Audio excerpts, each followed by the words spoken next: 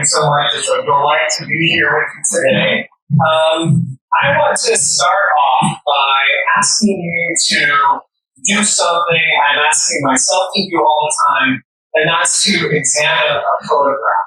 I am trained as what's known as a visual sociologist. You may have met a sociologist in the past, but they probably use numbers. Most sociologists use numbers. Others use words in their work. I happen to privilege images, photographs, drawings, as the kind of data that we can use to interrogate the social world, that we can use to learn about ourselves and about others. And so I'm going to ask you a really simple question. I wonder if we can move that picture out of the way somehow. Maybe down at the bottom, most of the screens have something. There we go. Great, thank you. I'm going to show you a picture. And there's no right or wrong answer to this. If I were to show you a picture, a vase of roses, for example, I'm not going to show you roses, but if I were, you could say to yourself, and in a minute you're going to turn to somebody else. Sorry to those of you on Zoom, we will have an interactive opportunity for you as well. But turn to that other person and say, I see a vase of roses. That's perfectly fine. But maybe you saw something else. Maybe you saw, I don't know, love or something, romance, right? That's fine too, right? There's meanings embedded in pictures. And so I'm going to give you about 60 seconds. We'll be quiet. It might be awkward. It's okay. I'm used to it. And then I'll bring you back and you'll have just a brief conversation with someone nearby. And you'll tell them what you see. And think of this as kind of like stretching before we get to the real exercise that we're going to do. So this is a warm-up activity. What do you see? So take a minute, examine the picture, and then you have a chance to tell someone what you see.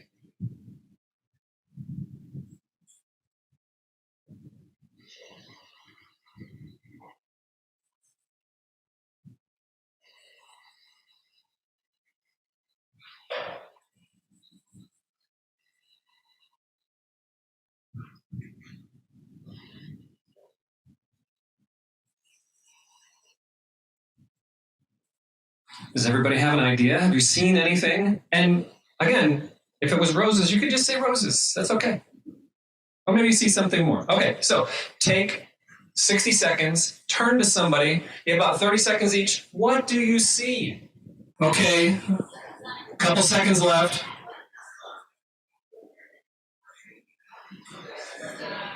I'm curious. What do you see? We have a couple of people online. 3 cyclists on a bridge ramp. Awesome. There's our roses. Great. What else? What else do you see? Faces are blurred, so we don't see faces. What else? What do you see? Now, okay, so I gotta warn you, I was a college professor for many years. I'm used to it when students don't talk. We're going to let silence do its thing. It's okay. What do you see? Yeah, go ahead. All 3 appear to be white. Okay, so we maybe see race. Okay, what else? Pardon me? Lack of helmet. Okay, so thanks, Mom. There's a mom. I'm a cyclist, and I'm glad I wear my helmet. What else? Go ahead. Oh yeah, it's a really cool bridge. It's called a pivot bridge. It turns as opposed to going up and down like a traditional drawbridge. Anything else? Okay, I'm going to ask you the hard question. Oh, we have weather cues. It's cloudy. The white glowing rails. Okay, let's put a little twist on this. Ready? Does anybody see religion in this picture? And I mean like the roses version, like it's actually there someplace. Like there's an artifact in this picture that has to do with religion. What is it? Go ahead. Okay. Yeah. There's a white thing there. Does anybody know what that? Okay, let me highlight it. Let me highlight it for you. It's right there. Is that what you're talking about? Awesome. What is that called? An eruv. Who knows what an eruv is? I bet the person that said eruv Anybody want to explain Eru for us, and then I'll kind of echo your words in? Yeah, come on up. I'm going to switch places. I'm a rabbi, so I should know this. Melinda's Almar, Tanimos Manager Programs. So in Jewish law, you cannot do certain things on the Sabbath, on Shabbat, and one of that is carry. But you can carry in a private area that's marked off. So an Eruv is a construction of some sort of rope or wire around a section where people live that turns a public space into a private space for the community, so people can carry, like take strollers, go on, carry whatever between the community. If they're gonna care about, usually if they care about the Eruv, then they don't use electricity when carry a cell phone. But anyway, that's more information than you probably need to know. But that's an Eruv. Awesome. So those of you who knew what an Eruv is, let me guess that you are somehow insiders. You might be Jewish, you might not, but you know enough about Judaism to know that such a thing exists, right? But most of us are like these people on the bridge. We go underneath, beside, around, next to all sorts of things that are beyond our perception. I heard someone say earlier, I won't point you out, but we were chatting before this all got started, and they said, you just don't know what you don't know, right? You don't know what you don't know. And there's so much, so I think everybody in this room, my hunch is that you would say something like, we want people to bring their full selves to work, right? Well, in some cases, maybe not. But when it comes to religion, we want to create a place where people feel welcome, that they can express that in appropriate ways, that they can live it out. But I'm not sure we always understand what we're asking of people. What does it look like to be religious? Well, the Eruv, I think some of us are exactly like those people. If you walked around Manhattan, you may have crossed under the Manhattan Eruv. That's the map. It's some fishing wire that goes around the city. If you ever see, I think it's a rabbi, I'm guessing it is, if it gets broken. So every Thursday it gets inspected so that we're sure that it's in place and working for Sabbath. And if you see a rabbi up in a cherry picker, something's gone wrong with that little bit of string around the city. I think it's a rather beautiful human thing that's being done here, right? We're solving this challenge that we face together. How can we authentically live out this religious belief? How can we practice it? And how can we sort of extend the boundaries in ways that let us lean into that? Well, this picture was taken in Antwerp, Belgium. It's not something that's just here in Manhattan. There's a photographer from the 1930s, Dorothy Lack.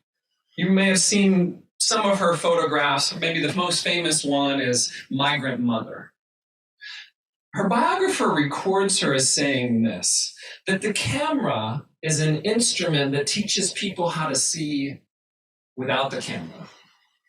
If you're someone like me who has had teenagers, you watch them take lots and lots of pictures, on average at least 20 a day or more, right? And they're forming their practices around those pictures according to some standard that's out there in the world, some social media informed standard, right? And those standards are informing not just the way they take a picture, but how they think and how they behave. Every second, somewhere around, this is a stale statistic, anytime I look it up, it's now changed. Every second, somewhere around 35,000 photographs are uploaded across social media platforms and online. People are doing things with these pictures. As a social scientist, I'm interested in understanding what could we possibly do for the common good. And so years ago, I got started with this work using a technique that I'm going to introduce you briefly to called Photovoice. But before I do, I'd like to ground our time in a poem, if that's okay.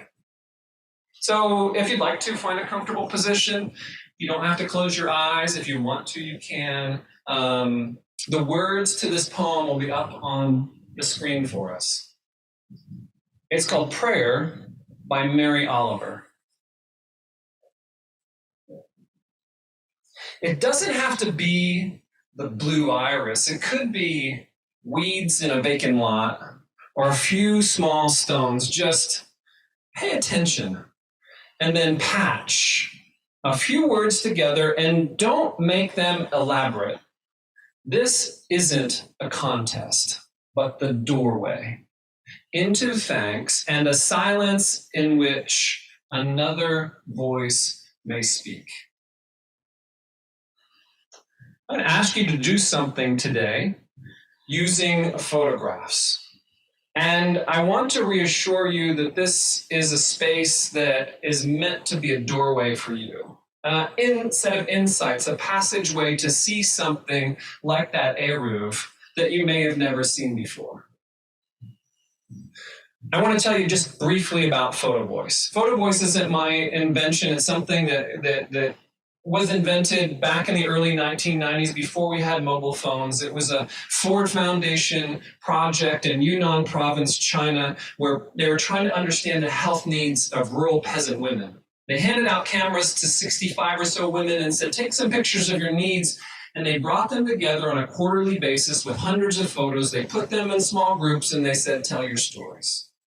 And you can imagine as one woman holds up her picture and tells her story, another woman across the way says, well, you know, your picture's different, but my story is similar. Maybe my story is the same. And over the course of this project, they built up insights and ideas about how their own experience in the world could be better, could be different. And as a result, they were able to make an impact. And part of that impact didn't come through some fancy peer-reviewed journal article or some presentation or some letter. It came through their photographs. At the end of the project, they curated their photos into an art exhibit, and they invited, friends and family, come and see what I've been up to for the last year. But they also invited policymakers. They invited local leaders who could come and hear the stories of these women. And this is where this word was coined, that the photo gave these women a voice in their community, a voice that they may have never had, and it gave voice to needs and concerns that they shared.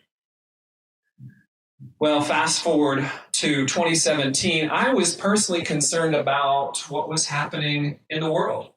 I was having lunch with a friend who happens to be a minister here in the city, and we were expressing concerns about things that were being said about brown-skinned people from other countries that happen to be Muslim. And we said, well, what's a minister and a sociologist to do? A minister with a lot of background and interfaith understanding. And we came up with this idea. We put together Michael's interest in interfaith and my background in sociology, and we kind of came up with this concept. We tested it in a few places, and it became a thing for us.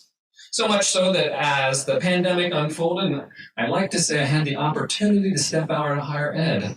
Others would say, you got a pink slip. Turns out tenure doesn't mean what it used to. But I would get into a time machine and go back many, many years and say, Roman, you're going to find fulfillment because you're going to be doing a different kind of good in the world. Photovoice looks like this. It looks like people around tables talking about their photographs. It's an invitation for people to take pictures about their world and then to share their stories with other people. Some of you, certainly not all of you, are old enough to remember going to visit somebody, sitting down in their living room on their couch, looking at their coffee table, and there would be at least one of these in the room, if not on the coffee table. It's called a photo album, all right.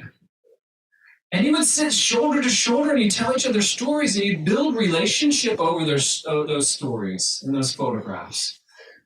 Photovoice invites people to do that. And the way we do that is in an initial session, we give, kind of people the lay of the land and send them home with a little bit of homework. Again, I'm a recovering academic. I got to give homework sometime. And so what are your beliefs, practices, or values? What do they look like?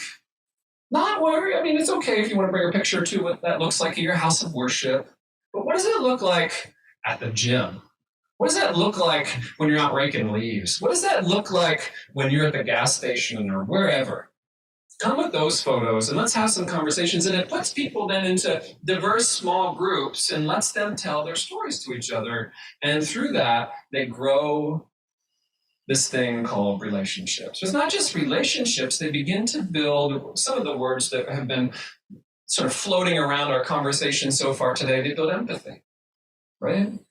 And maybe in that empathy, maybe it grows into something like shared sense of purpose, or something we might call solidarity. That your experience, you shouldn't have to have that experience. I'm going to stand shoulder to shoulder with you, and we're going to go talk to so-and-so. I'm going to go talk to so-and-so on behalf of, because I'm a person that can come in and have that conversation in a way that's going to lead to change. Not because I'm, sort of throwing my power around, but you might not be received in our workplace or our community because of the way you're showing up. And let me do that with you. Let me do that for you. At the end of the project, like I said, people work together. Here's some people in a project in Richmond, Virginia.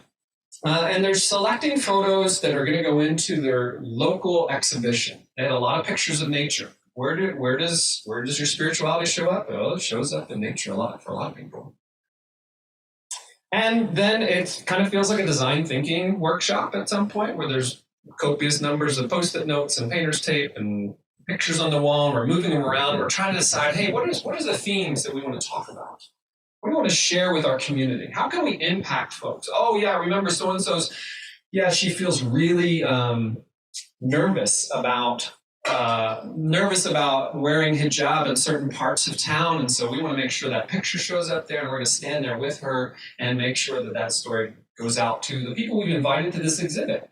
Because the people at that exhibit are going to be hopefully something more than friends and family. If we find out that there's an issue, we want to invite those people that can help make the change, to invite them into being our allies.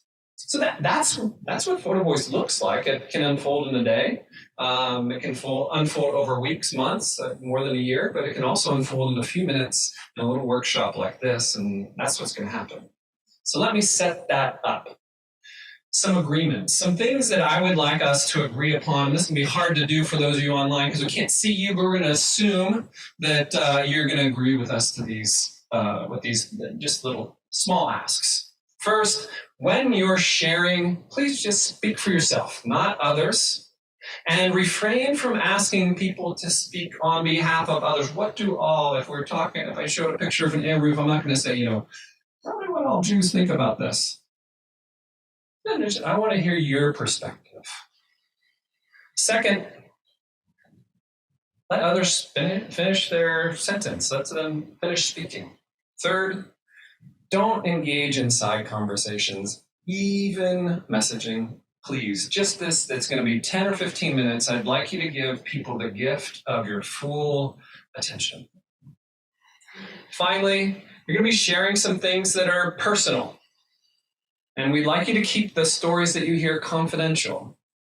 You're free to speak out about what you learned from the experience, but specific details of what others share are not fair game unless they give you permission. Can I see a thumbs up for everybody? Yeah, okay, good. Looks like everybody in the room. Okay, so we're going to do this dialogue. And like I said, it's going to look like this. Well, not exactly like this, but close to this.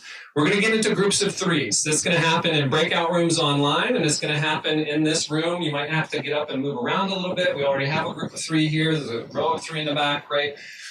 And what I'm going to ask you to do is to think about this question.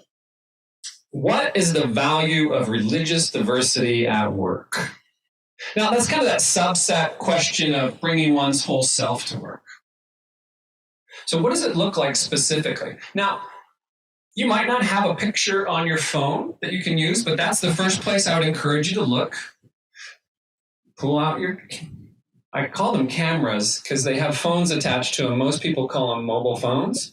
Pull out your smartphone. If you have a picture on your phone that you think you could use to share with somebody what the value of work looks like, or value of faith at work looks like, awesome. It could be metaphorical. It doesn't have to be a direct picture of religion or spirituality, or even secular values count here. There are also some pictures laid out on the counter here if you feel like you need some inspiration. You're welcome to briefly get up and grab a photo that feels like you could use it. And after you have that, we're going to go for about 15 minutes. So that means, 3 to 5 minutes per person, just telling the story behind that picture and asking questions of curiosity of one another. So I'm going to give you a minute to find that picture. And then when it seems like folks are ready, we'll get started. All right. It seems like people seem settled enough. We're going to spend the next 15 minutes doing a little conversation. It's just a little go around. You show your friends, your new best friends. Mark had his best friends here. Now you're going to have some new best friends. Show them your picture, and don't just go through it and just give the inventory of the facts. Tell your partners, like, what happened. Tell them a story about the picture. Okay? Ready, set, go. It's my least favorite part of my job to interrupt conversations.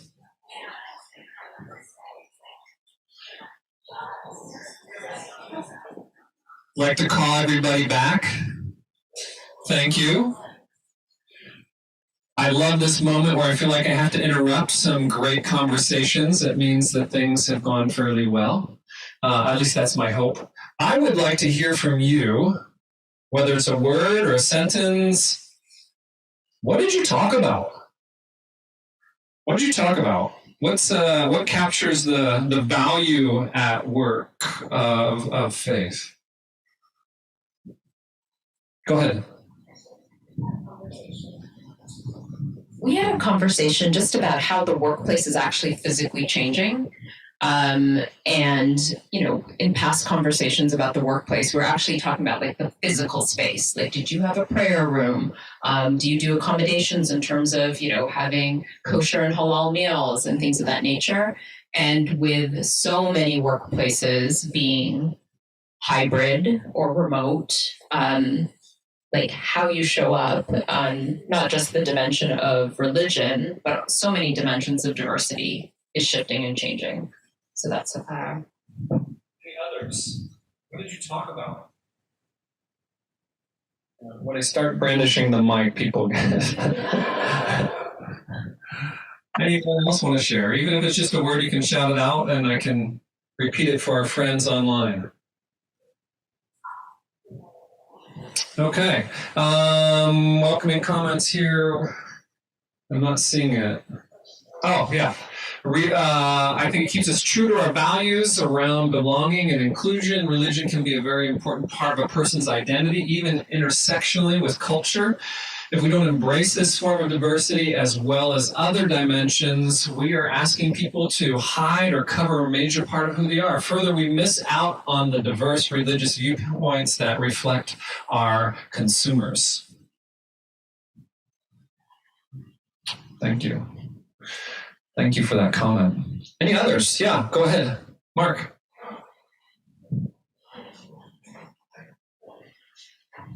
Yeah, I was just going to say that I went looking in my phone for a picture and then realized that I had a thought, not I was remembering a picture, but I had a feeling that I was trying to find a picture for and then didn't. And so then started looking at the pictures that you generously provided and found one. But it was interesting to me that I was, even in trying to answer the question, there was a thought of what I thought that value was that I could not visualize. I didn't have it in my own photo library, and I was able to find something that did express it. And then I think by the time I got to the picture, my thought had changed. Because when I saw the picture, I was kind of like, oh, this is not exactly what I was thinking about, but there's something in this picture that I want to talk about. So thank you, Mark. Thank you so much. And I think that's a little bit because of the way we've done it here today, and I provided some pictures and put you on the spot by finding something. Imagine instead that if you were part of a workshop where you took those pictures ahead of time and you spent a week reflecting on whatever our topic might be. Oftentimes to do this workshop, I'll do it around hope or around gratitude. What are you grateful at work, and how do those feelings, those values that you're experiencing, how does that connect with your belief system? As an easier entry point into thinking about what does religion look like here in our midst. Well, I know that you all had wonderful conversation. You can tell I do program evaluation, and strangely enough, one of the key indicators that a program has gone well is people smiling. Let me just talk to you a minute about, like, why would you ever want to do something like this crazy thing with these pictures? I want to tell you about a participant named Kelly. Kelly took this picture on her way out of a meeting one night. It was in a local mosque in Grand Rapids, Michigan, where I'm based. And she had this experience, and she saw herself silhouetted in the lights of the cars in the parking lot, up against the wall of the mosque. And here's what she said about that experience. It was the first night of this project, was the first time I had ever been in a mosque, and one of the very few times I had discussed faith with a Muslim. It was energizing, exciting, thought-provoking, and graceful. Nice cherry picking, right? But good quote. But this is what we hear time and time again. I've had a conversation with somebody on a level that I've never really had this conversation. Kelly works in a multinational corporation. She's pretty high up on the org chart.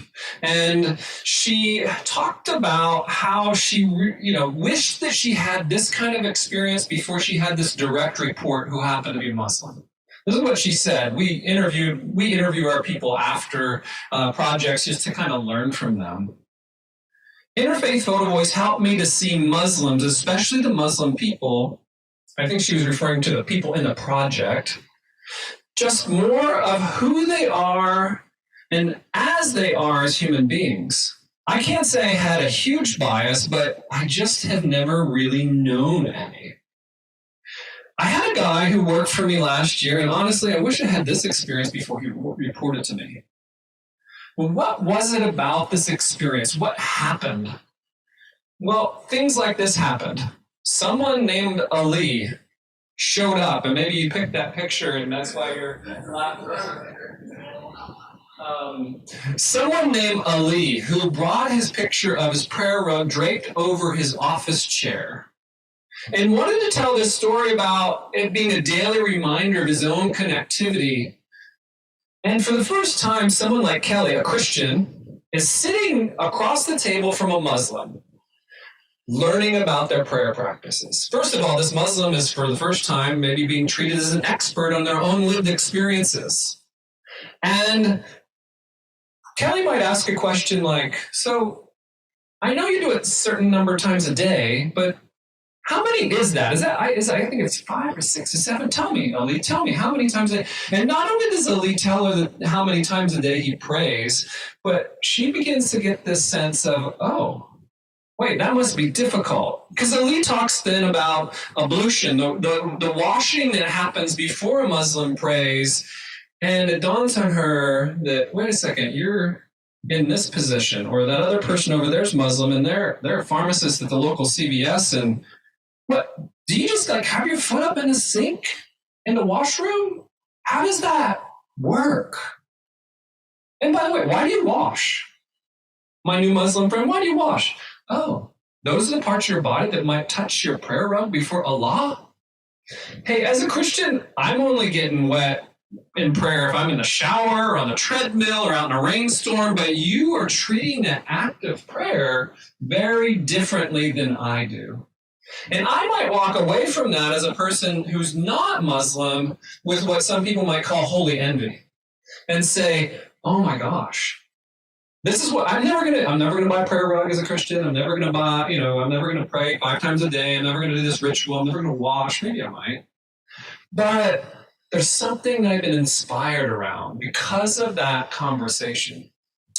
And I also find, and I get thinking, right, maybe as a Christian, someone might think, well, I can pray anywhere I want. Nobody really bugs me. But this is my friend Ali, and he talked about how hard it is to find a place to pray here in this workspace. Well, maybe we need that dedicated prayer room. And there's a little bit of advocacy that begins to form, a little bit of solidarity. And then at the end of it all, What if we had these pictures up and we had a little reception for this little project we did at work, and these people then can tell and echo back their experiences in ways that can inform HR decisions, that can inform managers in the way they manage, and can inform fellow workers in that same space. And what do we mean when we say we want you to show up as religious? What do we mean by that? And here's how it works. I mean, there's some social science behind this. There's this thing called intergroup contact. It's been around since the 1950s. And it's, someone looked at all the studies that happened in the 20th century, and they reduced all of the work to a Beatles song. I'm not going to sing for you. And trust me, you're happy. But it goes like this. All we need is contact. In our modern world, even in the workplace where you might be working closely with somebody, shoulder to shoulder in a team or whatever, we lack these moments where we're telling one another stories. We lack opportunities to do things that we've been doing since we lived in caves. Putting those stories up on the wall and sharing those forward. Informing one another about who we are, how we think, how we act, how we love, we talked about grief earlier, how we grieve. Like, it's a hard conversation just to open up. Hey, we're going to have a workshop. But what if the basis for that conversation about grief had been informed by these kinds of interactions? And what if at the end of it, we did have a little bit of an art exhibit? And what if, this is my dream in the world, right? I'm sure you don't have these pictures in your offices, but I have seen like the stereotypical achieve poster on the wall, and there's a mountain involved, and there's always some dude. It's always a dude, right? They're in their climbing gear, and they got their stuff on, their boots, and they're on the top of the mountain that says achieve. What if it was Elise picture from accounting?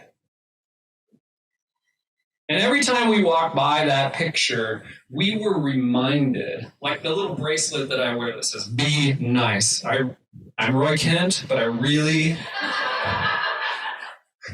want to be Ted Lasso, so I wear this.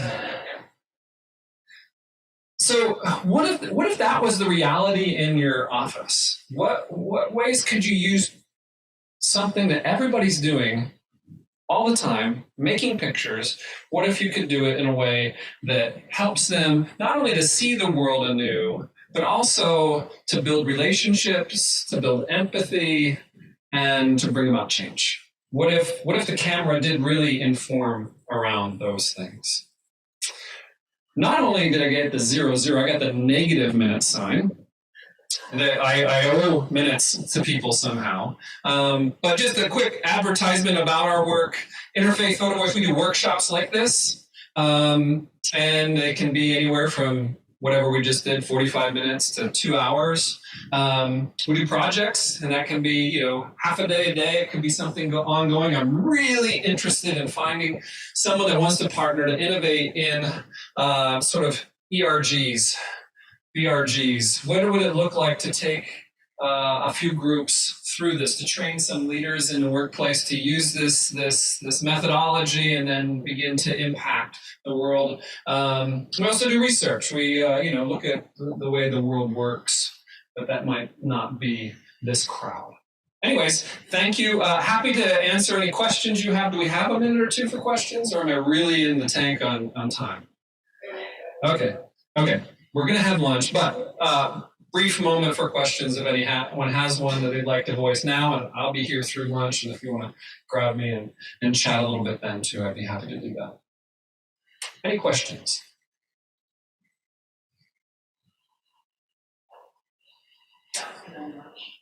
No.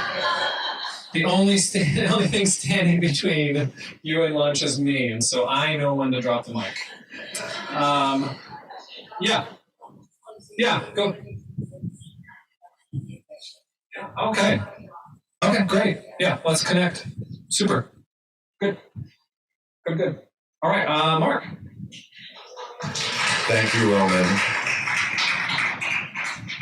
So that really was so Roman originally met one of our colleagues, And then I had the pleasure of meeting him, and he told me what he did, and I was kind of like, I know there's a way to like work this in and get this in front of people. And then it just became kind of clearer the last time that we met. And I just want to add to the potential for who could potentially use this. So even if you don't have faith-based ERGs, this is an awesome project for people to engage in conversations about their faith and their affiliation, even including no affiliation, in the absence of ERGs. And it might give you some insight into, oh, there is a value and a potential need for this.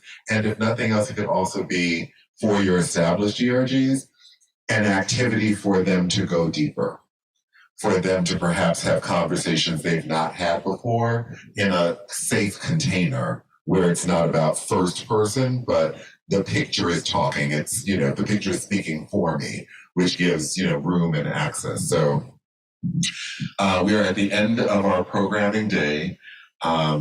Really can't believe how quickly it went by because that's just what time is right now. But I do again want to thank all of you who were able to join us in person. Thank all of you who made the time to be with us virtually online. I want to thank again Pride Global for hosting us and Cushman Wakefield for connecting us and helping us secure this space and this time. And for all of the people who just gave of their time, talent, and energy. I also want to acknowledge all of the members of the workplace team, Nina, Brenna, Dario, and Megan online on the ones and twos. I'll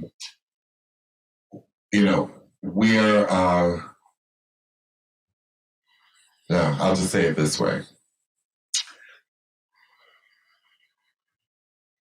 We're here for what's happening now and what happens next. We don't have all the answers. We're not pretending to have all the answers. And we are here for what's happening now, and we're here for what's next. So appreciate all of your partnership. For those of you who may be watching the recording of this, thank you for making the time to look at these recordings and incorporate them into training or education or whatever you might do. And look forward to seeing you at our next event, which will be our summit I think we have tentative dates in May, and we are in conversation for a location. But if you feel like you want to knock that conversation to the side and host us, happy to have that conversation as well. And for next year's symposium/briefing, yes, we're looking for a host. So thank you for your time, your attention. Please help yourself to lunch because we can't eat it, not all of it. And there are a lot of people who work here, and we're going to let them have some too. But please help yourself, have something to eat, nourish yourself before you go running and scrambling with the next thing that you have to do. And thank you for joining us today.